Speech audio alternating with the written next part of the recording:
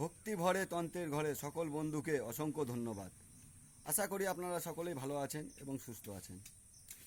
আজকে যেই টপিকটা নিয়ে এসেছি, টপিকটা মানে কি বলবো, ভীষণ উপকারে লাগবে সকলের জন্য। এটা মানে অত্যন্ত জরুরি বলে আমার মনে হয় অন্তপক্ষে।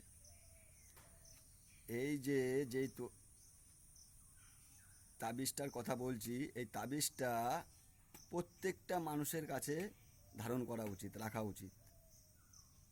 প্রত্যেকটা এই জগৎ সংসারে প্রত্যেকটা মানুষ মানে সকল মানুষের ভালোবাসা পাওয়ার এক মহা শক্তিশালী তাবিজ, কবচ। বুঝতে পেরেছেন?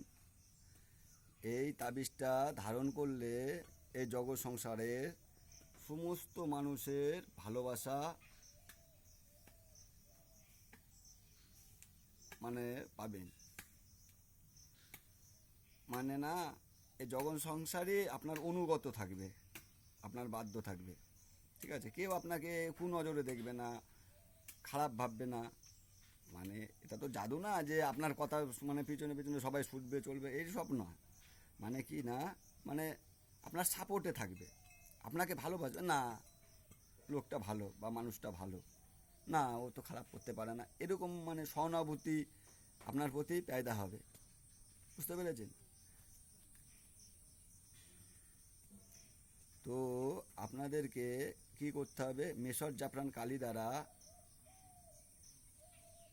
ভোজপত্রের উপরে এই তদবিরটা দেখতে পাচ্ছেন, এই যে তদবির, এই তদবিরটা আপনাদেরকে অঙ্কন করতে হবে।